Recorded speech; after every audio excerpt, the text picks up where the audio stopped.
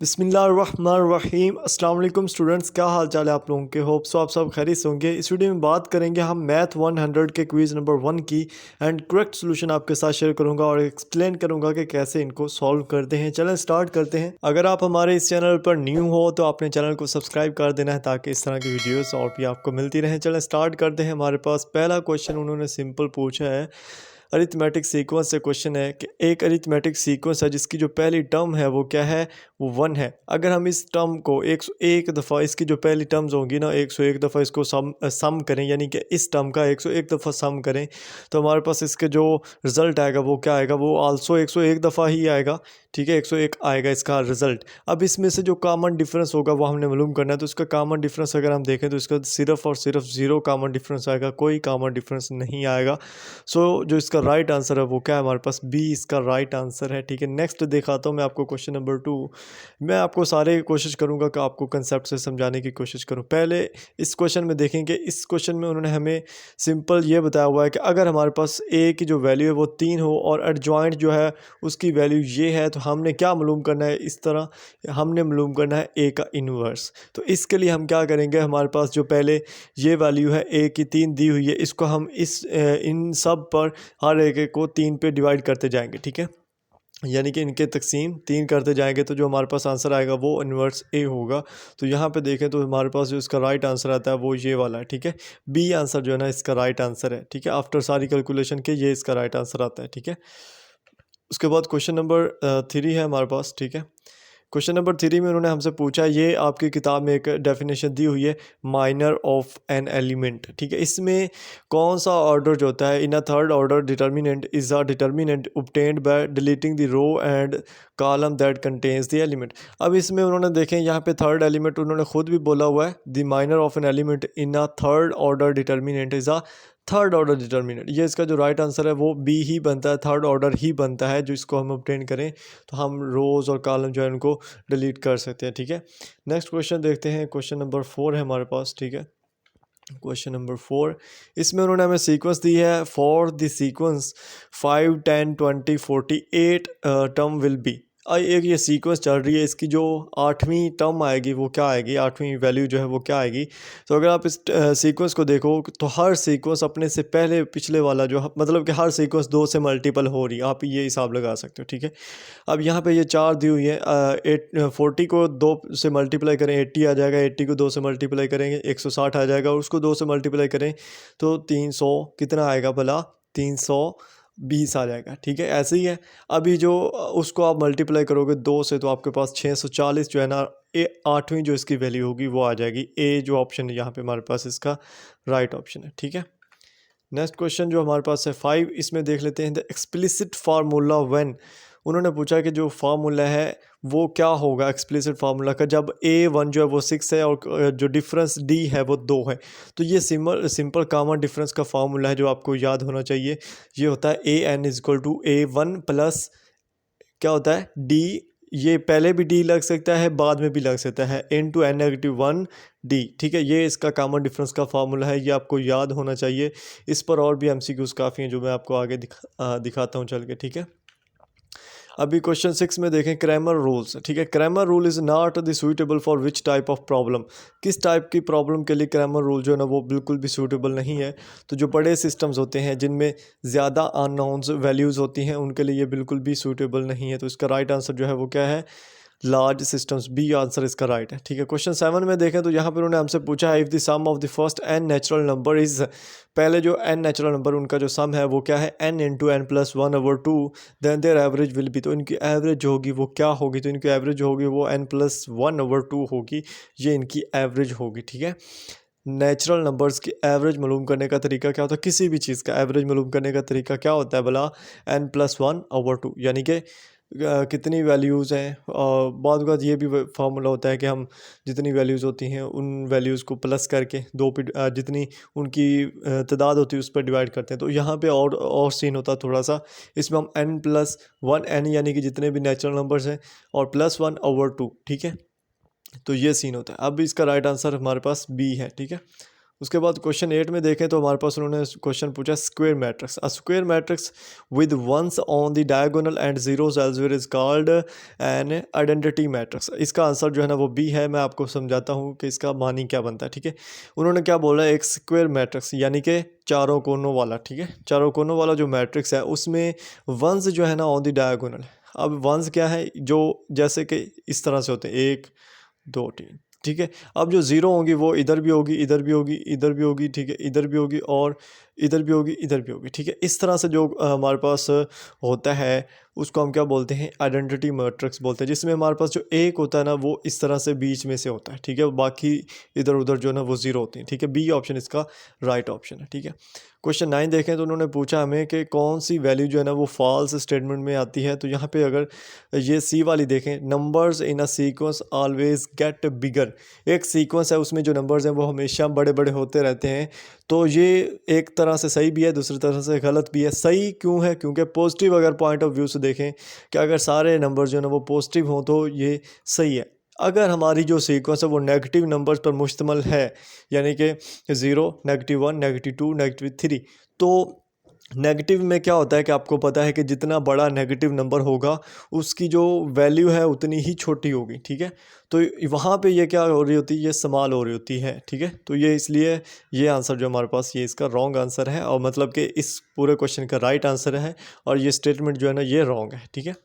उसके बाद क्वेश्चन 10 है हमारे पास कि determinant is the process of attaching a real number two every square matrix. Determinant क्या होता है कि ऐसा प्रोसेस होता है जिसमें हम रियल नंबर को एक स्क्वायर मैट्रिक्स के साथ अटैच करते हैं। सी ऑप्शन यहाँ पे हमारे पास इसका बिल्कुल राइट ऑप्शन है, ठीक है।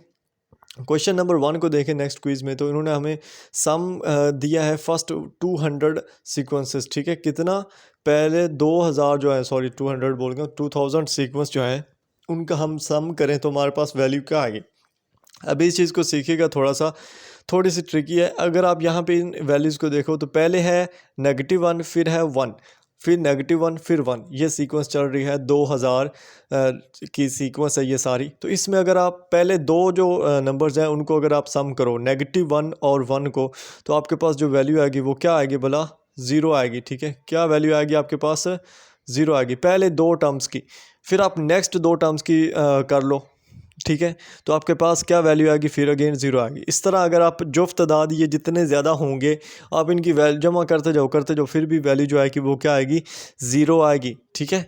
क्या वैल्यू आएगी, 0। तो यहाँ पे इसका जो सम आने वाला है हमारे पास वो क्या है, 0, ठीक है।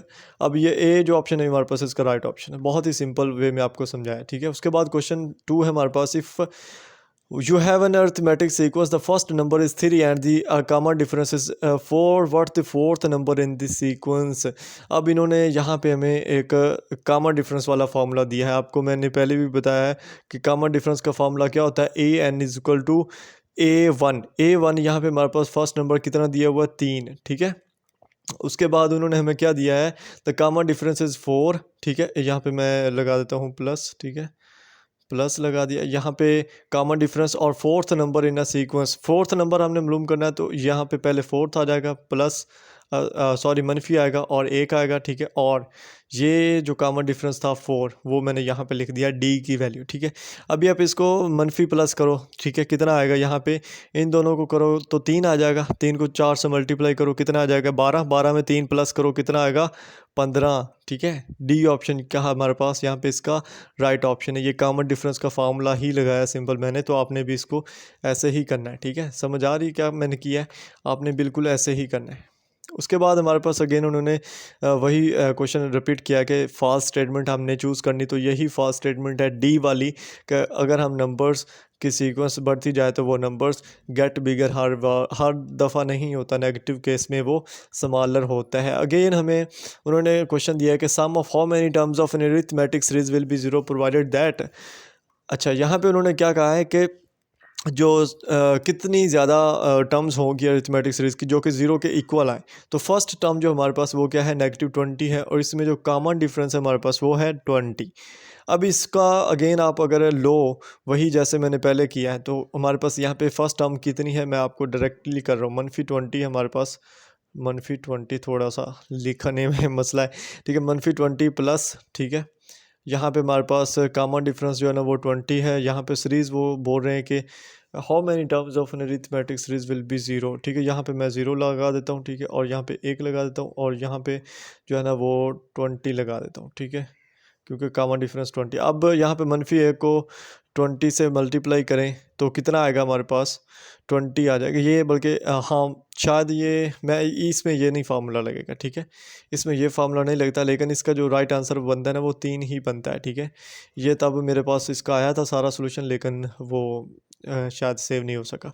ठीक है, अब नेक्स्ट क्वेश्चन 5 को देखते हैं। इसमें हमारे पास उन्होंने पूछा है, ये अगेन क्वेश्चन रिपीट हुआ है कि the minor of an element in a third order determinant is a third order. ठीक है, तो ये क्या है हमारे पास, इसका क्वेश्चन जो है ना इसका राइट आंसर बी है। ठीक है, ये रिपीट हुआ है।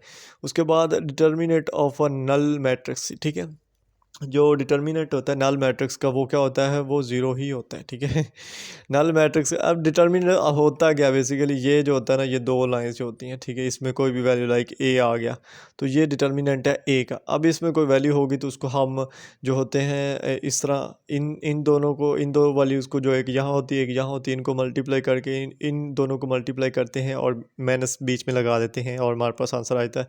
अब नल मैट्रिक्स है, उसमें कोई वैल्यू ही नहीं है, तो उसको हम किस चीज़ को करेंगे, तो उसका आंसर भी नल ही आएगा। बी आंसर इसका राइट है यहाँ पे। ठीक है, क्वेश्चन 7 को देखें। यहाँ पे for the sequence 5 10 20 40 8 term will be 640, जो मैंने ऑलरेडी पहले आपको करके दिखाया कि इन हर आने वाली टर्म को 2 से मल्टीप्लाई करते जाएं तो नेक्स्ट टर्म आती जाएगी। तो ये 8 टर्म जो है ना इसकी 640 आती है हमारे पास। ठीक है, उसके बाद क्वेश्चन जो है हमारे पास 8, इसको देख लेते हैं। सीक्वेंस उन्होंने दी है और आइडेंटिफाई करनी है कि ये अरिथमेटिक है, ज्योमेट्रिक है या नेदर। तो इसको अगर आप गौर से देखो तो ये वही सीक्वेंस है जैसे मैंने आपको बोला है कि ये क्या कर रही है कि 2 से मल्टीपल हो रही है। ठीक है, 2 से मल्टीपल हो रही है, और इसको अगर आप देखो ये 2 से मल्टीपल होती जा रही है होती जा रही है, तो ये एक ज्योमेट्रिक सीक्वेंस है। ठीक है, ज्योमेट्रिक सीक्वेंस है। इस को हम ज्योमेट्रिक सीक्वेंस का नाम देते हैं। ठीक है, ए ऑप्शन इसका राइट ऑप्शन है। ये ज्योमेट्रिक सीक्वेंस और अरिथमेटिक सीक्वेंस, इनको आपको सीखना पड़ेगा, याद करना पड़ेगा कि कैसे फाइंड करेंगे। ठीक है, इनकी बाकायदा आपको डेफिनेशन है वो होनी चाहिए याद। ठीक है, generally the matrices are denoted by, जो मैट्रिसेस है उनको हम किस चीज़ से डिनोट करते हैं, कैपिटल लेटर्स और बोल्ड। ठीक है, कैपिटल और बोल्ड लेटर्स होते हैं जिनसे हम इनको जो है ना वो डिनोट करते हैं। तो बी ऑप्शन इसका यहाँ पे हमारे पास राइट ऑप्शन है। और उसके बाद क्वेश्चन 10 है कि which of the following is an arithmetic sequence. अब अरिथमेटिक सीक्वेंस उन्होंने पूछी कि कौन सी है, तो अगर आप बुक में देखोगे तो सेम यही वाली एग्जांपल भी आपको मिलेगी, 2 4 6 8 10 12 14 इस तरह से। ठीक है, अब ये भी उसी तरह टाइप के एक चल रही है। ठीक है, इसको आप नोट कर लीजिएगा। इसमें ये होता है कि हर वैल्यू 2 से मल्टीपल भी हो रही है। ठीक है, और साथ में उसका जो अगर हम डिफरेंस करें उसकी पिछली वैल्यू से तो वो सेम मतलब के आंसर भी दे रही है। ठीक है, तो ये इसका होता है अरिथमेटिक सीक्वेंस का। मज़ीद आप जब इनकी डेफिनेशन याद करोगे आपको सब क्लियर हो जाएगा। ठीक है, और इनकी एग्जांपल भी बुक्स में ऑलरेडी दी हुई है। अभी ये मैंने इतने क्वेश्चन जो थे मेरे पास वो मैंने आपके साथ शेयर कर दिए हैं। ठीक है, अगर आपको वीडियो अच्छी लगी है तो आपने लाजमी वीडियो को लाइक कर देना है और चैनल को लाजमी सब्सक्राइब करना है, ताकि इस तरह की मज़ीद वीडियोज़ भी अपलोड होती रहें, इंशाल्लाह होंगी। तो चलें मिलते हैं नेक्स्ट वीडियो में। अपना ख्याल रखिएगा। अल्लाह हाफ़िज़।